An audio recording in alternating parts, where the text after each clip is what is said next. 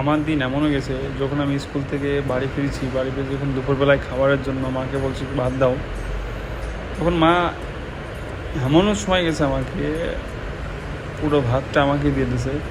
এবং পরে দেখি যে মা জল খাচ্ছে।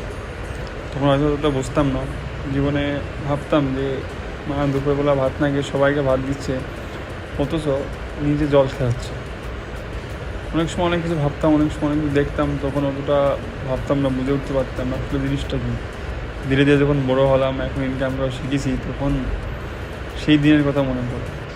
কিন্তু দুঃখের বিষয় এটা, আমার পাশে এখন মা বাবা কেউ নেই।